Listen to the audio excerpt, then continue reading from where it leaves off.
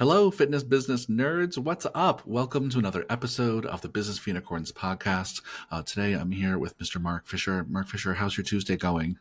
It's going pretty good. Pretty good. Full day, but good day. Yeah, it's also fall time. I'm going to see you this weekend. We're going to do some. Yeah. I'm going to do some apple picking and fall shit. I'm looking Yes. forward to it. This time of year is just so my favorite. Yes. Well, let's dive in because we're recording this just shortly after our retreat in Denver, where we got to hang out with our Leadership Society and Unicorn Society crew for 2 whole days, 3 whole days in some cases. And one of the talks that you gave at the retreat, I think was really valuable and a topic I don't think we've covered much on this podcast. So I thought it'd be great to kind of dive in and share a little bit of what you shared. And so maybe I'll let you give a summary of what your talk was about and we can take it from there. Yeah, I mean, essentially, I did essentially like a onstage Q&A after preparing for some content about how I think about working with a number 2 to run your gym. So we brought on Alana Bradley, who is our director of training at the Alloy that I own in New Jersey. Shout out Alana, who's the best. Shout out Alana. Yeah, she's super sharp cookie. So feel real lucky and honored to get to work with her. And I want to have a conversation with her to share from her perspective a little bit how we work together. And I did prepare a little bit of content. So the framework that I both shared in the little bit of time I had to share some thoughts before we talked to Alana. Do you mind if I ask Ms. Fisher, before we get into all of that prepared content, which I think is a great direction, can you just say a little bit about define when we say number 2, what the hell do we mean for our listeners? Yeah. Yep. So we often use the term sous chef as a metaphor, which for those not familiar in a restaurant, essentially is the quote unquote under chef, the person that works the executive chef to make sure that things happen. And they're often the liaison between the chef and the rest of the kitchen.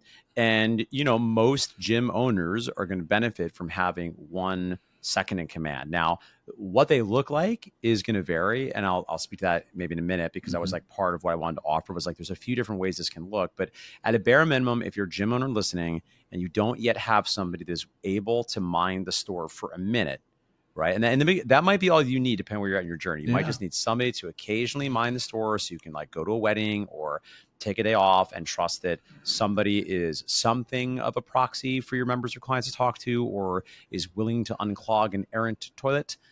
That's what most of you are going to need. And again, there's a version of that I think is a trainer that handle some other things. And there's a version of that on the far extreme, I think, is my relationship with Alana, where she really runs the whole show on my behalf.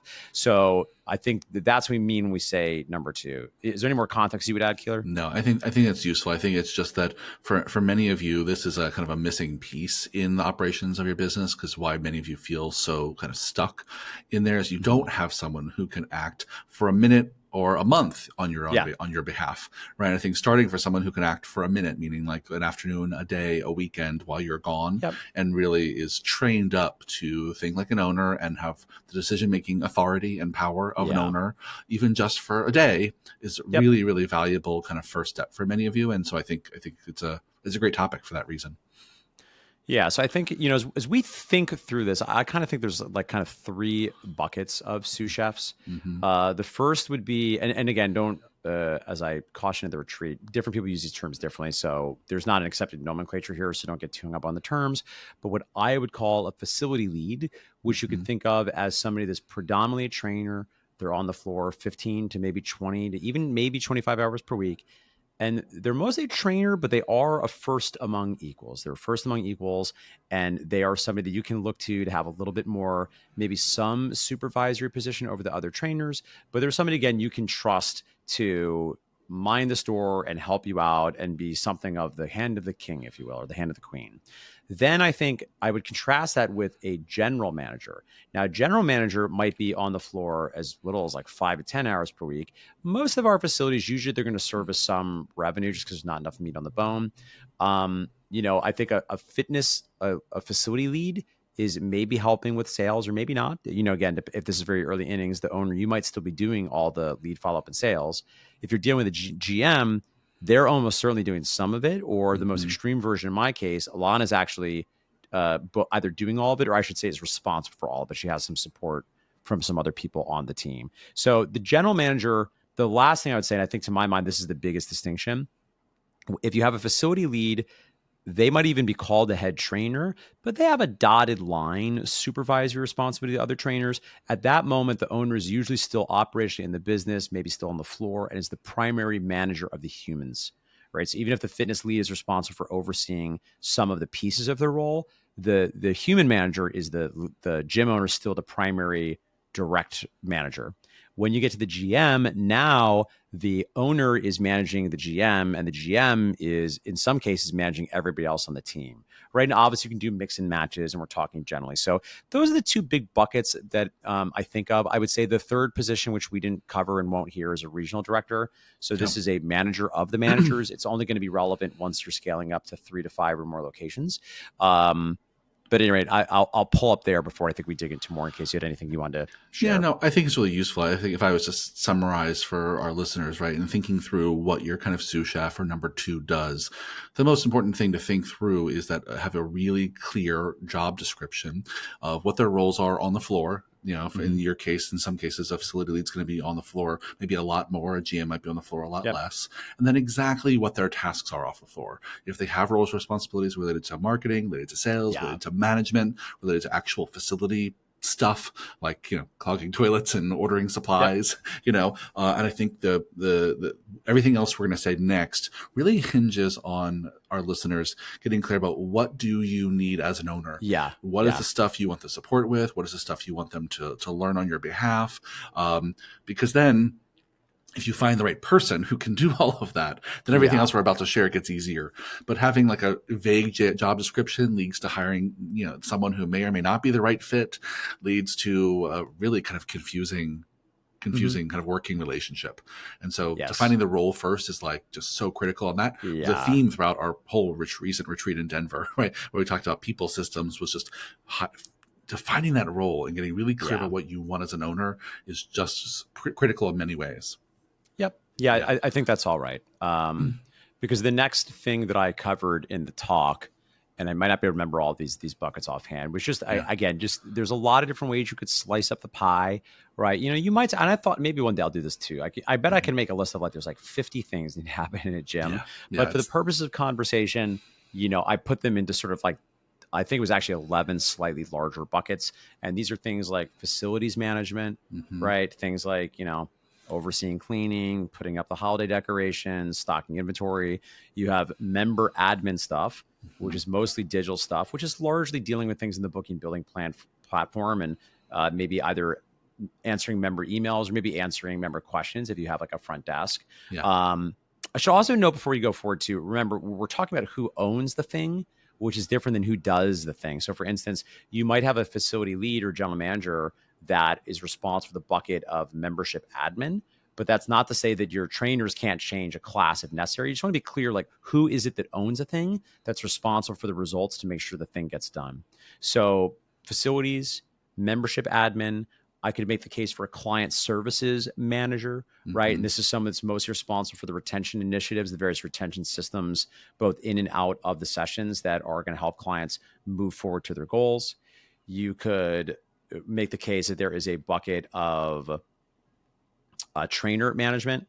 Now, that's the one, to be honest, is the one that might get split up very differently if you have a facility lead. It can be a big bucket if you have a big team. In part too, because the other thing too that I've seen, and this happens a lot, one of the questions that came up is a very, very good one, is can you have more than one facility lead? Or stated differently, can you split these buckets out among other people? And the answer is like, yes. Like, listen, and there's going to be pros and cons, right? You could maybe have one person that you really have them as your go-to, but they're in a smaller facility. And also sometimes if you have multiple people that have different competencies that want to grow, you might take these, you know, let's call it 11-ish buckets and sprinkle them out differently among, you know, 1 to 2 to 3 different people. One of our Business Unicorns coaches, Chris Travis, that's exactly the way he does it. His facilities have, I think, 3 facility level teams, and they each have different specialties, and they have a corporate level team that also owns various pieces of this. But anyway, to continue on, you know, the trainer, like trainer management in quotes, that bucket, you might have a fitness lead that is overseeing program design and the coaching, but maybe you still have these individuals are being managed directly by either a general manager, or even by the owner who's managing them as the human that becomes their point person if they have a concern about the business, or if there's an HR issue, or the person that's primary responsible for giving them their feedback. And I'd say the thing that, yeah, I mean, I'm curious for your thoughts is like, my sense is you do need to have, leaving aside the fact that maybe multiple people can have a hand in ensuring excellence of different departments. My intuition is you really need like one person who's responsible for managing the person. That's their manager, the person I go to. They're responsible for my performance evaluations. Am I correct about that? Would there be like another? No, 100%. What do they say in the academy? Yeah. I mean, all the research points to everyone who works anywhere needs to have one person as their kind of go-to advocate. The person who they go to when they have questions, when they have concerns, that's really fighting with them, for them, on their behalf. Yeah. That they, and I think the minute you get into a role where someone is kind of duly managed by two or more people, it's really confusing. You might be getting different instructions from different people. Those two people might have different ideas for where your career or job heads next. Those people might be giving you feedback that conflicts. And so I think you really want to have one person to be the kind of go-to manager for each person on your team. And that goes for your GM too. If you have a GM, we see this in Unicorn Society. If you have a GM or someone, a facility lead, and you have more than one owner, they should report to one of the owners, right? Yes. And so I think it's the same reason. Even your facility leader GM needs one person to go to be their manager, And I know we in the past had kind of tried to have people just come to both of us depends on what they need, and it was a little messy from time to time, even with the best intentions. But the minute it became clear, well, at least at the end of Mark Fisher Fitness, that they just come to you, and I don't really matter to them anymore. It became more streamlined. But I think it's interesting bucket. I'll just want to go back to one thing you said, which is when it comes to managing the trainers, I do think that on smaller teams, one person can do all the things related to managing trainers. And I think as your team grows, I think it is useful to divide that up, right? To really have someone who is like kind of their manager, but other people who maybe do continuing education, or program design, or things like that. If there's a specialty, I think that if there's going to be a specialty under that bucket, it's because there's a lot of layers to what the trainers do. I think that's true. And it's speaking generally, there is this kind of trope that I think is largely true, that there tends to, not always, don't get offended, there tends to be like an inverse correlation between the people that are great at the people things and the people that are great at the training things, right? So you might have like somebody that's very adept at like program design, technical coaching, but maybe isn't the first person you would think like this person really can manage and develop the human.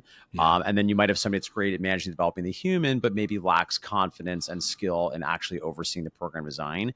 Now to your point, I think if it's a small staff, at a certain point, it might get like a little bit silly if there's like, 3 trainers. It's like there's 3 trainers and one is going to manage the training and then the other is going to manage the other 2 as the people. So, I think that gets I think maybe a little bit more useful if you're dealing with a slightly larger facility with a larger staff. But I think that bucket sometimes can be split. Yeah. Well, let me just kind of zoom out and ask some questions I think might be on the mind of some of our listeners. So let's just say that I do start to develop this role for number 2. Where do I find someone like that? Right. I mean, it's clearly you're looking for someone who has some skills. You're not looking for an entry-level trainer. And as gym owners, mostly what we're hiring is entry-level trainers. But if you're looking for someone who can come in and really start to take my place as a manager of the people and someone who's responsible for the business, how do you find someone like that? Is the hiring process any different for you?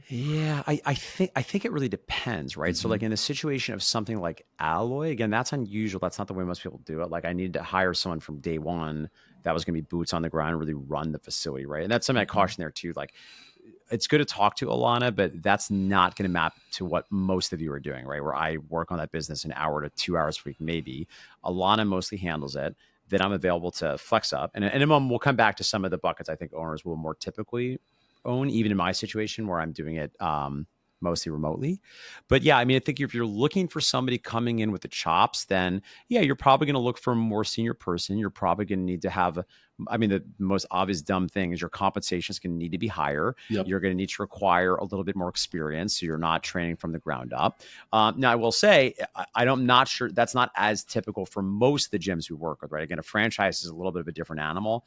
Gyms, more typically, you will hire trainers and then you will look to develop someone with promise, maybe up to a facility lead. And then as you pull yourself back piece by piece, all of these buckets are like modular, right? Mm-hmm. Right. So we talked about there's like a facilities bucket. There is and again, you can define these differently, but just for the sake of argument, facilities, membership service admin, client experience manager or success manager, trainer manager. And the other three that I didn't talk about, leaving aside what I think the owner should continue to own, are going to be lead follow-up, sales conversations, and marketing support, which is to say you're helping fulfill a lot of the strategy, which is typically going to be run by the owner. So oftentimes you're going to want to develop something. Now, here's the mini challenge. You might be in a challenging situation where you don't have the individuals that, as they would say in traction, get it, want, and have the capacity to do it. Yeah.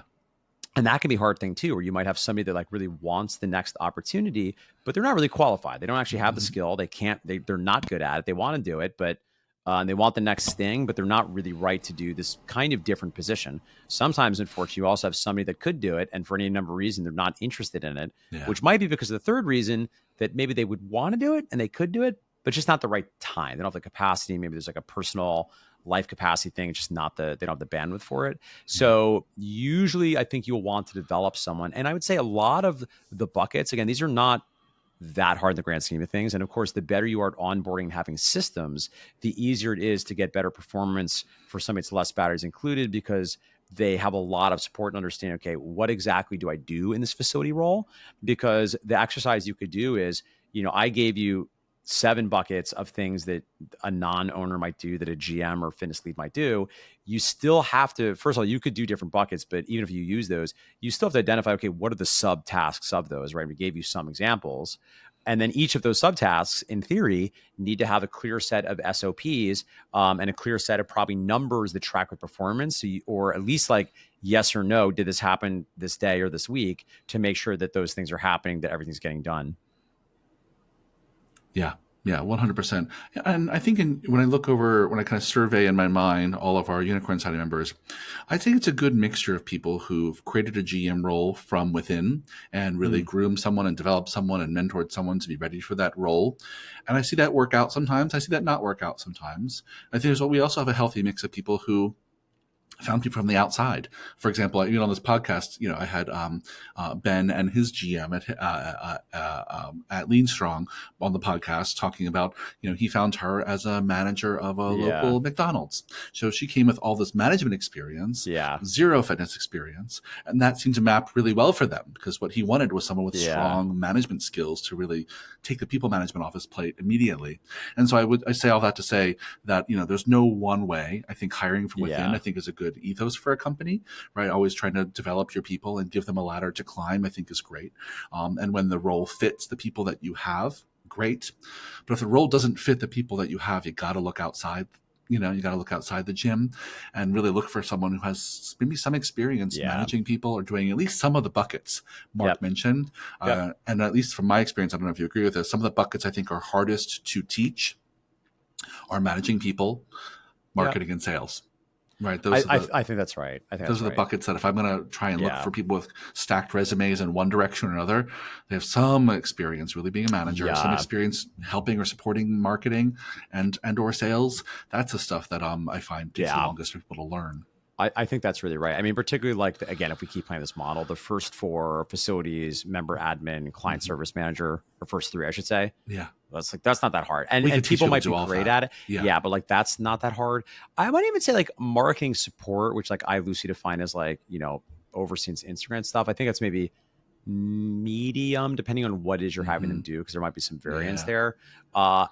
Lead and sales, interestingly enough, lead follow-up and sales follow-up, I think there's such a discrete SOP, like that you don't have like massive numbers of things that would even go under those buckets. So in theory, I think one could train with minimal experience. My experience is you just have to really have somebody with like a natural interest and aptitude for it. Like, so whether they have, good at it. So if they don't like it, you're going to have some issues. And even if they don't have experience, but they have like a natural aptitude for it. We've had some great express over the years of people that like, I mean, even Brian Patrick Murphy technically didn't have sales experience beforehand, or like, Emily Strasfeld, who's now a gym member machine. So we definitely had some people that didn't have experience, but really took to it and really flew. And it is pulling teeth if somebody doesn't have doesn't have the interest in that. So maybe just to finish up this model, just to finish it, the final few buckets I tend to think of are, and these are ones that are usually owned by the owner. When I think of the three roles of the CEO, I'm thinking strategy, right? So what is like the big picture? How are we looking at like the numbers, the KPIs, the finances? How are we have how does that relate to where we want to go, our vision, the goals we want to hit, and then what is the plan? Second, the growth strategy. So if we have a marketing support role, that's important. You can have somebody doing sales, doing lead follow-up, but ultimately it's the owner's responsibility to make it rain. And admittedly, this is probably where the model, like if you squint too hard, can fall apart, because ultimately it's all on you. It's all the owner's responsibility. But I think mostly lead generation, it's not impossible, but although the owner will always own that, you're usually not even going to be outsourcing the actual lead generation, right? You might work with a vendor, but probably you're the one talking to them, though. Again, I could see a world where potentially, yes, Yeah, you have a GM that's I managing just see that. I just see a lot of younger members using their GMs to manage real like business partnerships, to manage like the real referral offers and campaigns, getting past members to come back. There's pieces of lead generation I see them really put on the GM's plate, but when it comes to things like paid ads, you're probably not going to get your GM to become a master of paid advertising. You're probably going to source Yeah. that out to a vendor. Though, funnily Yeah. enough, of course, Ben did. Yeah, of Actually, course. that Yeah, is one you of the ones Ben can. did. Like, that's an option. Yeah. And Yeah. from what I've seen so far, he seems to be the exception. I think that's true. Yeah, Yeah. I don't think I know of anybody offhand, and yeah, and ultimately, you need to be overseeing I think the marketing strategy, because a lot of those two I would put under the bucket of like support. So another Mm-hmm. one too that's very rare that Alana can do that I don't see as often. Again, you have a higher level GM, they might be able to do some business partnerships. That's not impossible. That's like hard for a lot of people to really have the wherewithal and the Mm-hmm. fortitude to really go in with confidence and glad hand and shake hands, Yeah. not as the owner of a small business, to get the other owner of the small business. Obviously, there's ways to do it. We have playbooks in the Unicorn Society. I have a lot of like very like tactical operational suggestions these days to do that well. The last two things I'll say brief, of course, is leadership. Even if the GM is doing most of it, the buck still stops there. You're Yeah. responsible that the team is loved, cared for, feel supported, developed. And then the least sexiest bucket, the 11th one I kind of tacked on. And I would note those three, and this are the ones I own at Alloy, is like the HR, Mm-hmm. payroll, legal, dealing with leases. Usually, as the owner, you're usually going to be dealing with that stuff. Now, again, you might use proxies. Like I have, oftentimes virtual help that does a lot of those things for me. I'm not the one that's necessarily running and paying payroll, but I'm the one responsible for that. And again, these are all up for debate, right? I know we're running short on time here, so I guess maybe as we come to an end, you can split this up different. Like it wouldn't be wrong for me to be like, all right, Alana, you're going to run payroll and you send me your reports. I look at ever. You are the king of the queen, right? You decide who's going to do what. I hope the clear takeaway here is just you have to have it written down and clear who is owning what, who's responsible for the outcomes, who's responsible for doing the thing, and then what are the numbers, what are the results you're tracking to make sure that we're succeeding at a given bucket. Yeah, I agree. Well said. Let me just give some closing thoughts here. I mean, the thing I think I'm feeling compelled to say is that for many of you out there, going from no GM or no number two Yeah. to having all these buckets Yeah. taken care of for you is probably not going to happen in one swing. Right. You're not going to like probably go from Yep. I don't have anyone to do this to I have someone covering all of this stuff for me in in a very short period of time. My invitation to many of you listening is to start experimenting with getting this stuff off your plate as an owner by starting to just delegate more. Yeah. Start playing around with 100%. what can you get off your plate, not just once for someone to help you, but get real categories of things off your plate for good. And that process of learning to create an SOP for the work you do, teach someone the SOP, hold them accountable to following through with that SOP, to having them get to the place where they're reporting back to you proactively, and it's no longer your responsibility. I think that's a pattern that you got to start to, it's a muscle you want to learn how to build before you can fully let go of all this stuff and truly have someone, for example, running the business on your behalf, like Alana does for Mark, right? That's not going to happen overnight for most of you. So I just want to invite you to start practicing delegating now. So if you want to get to the point where you have someone running the business for you, you'll know how to do that. Yeah. Any other parting thoughts here, Fisher? No. Great. That's great for today. Great. We nailed it. Plenty to chew on. Plenty to chew on. Awesome. Well, great conversation as always, Fisher. And dear listeners, we hope you found value in this and you can see a path to your future freedom as an owner if that's what you want. And we're here to help you. So come keep listening. We have more tidbits coming your way. Thanks, Fisher. I'll talk to you soon. Bye.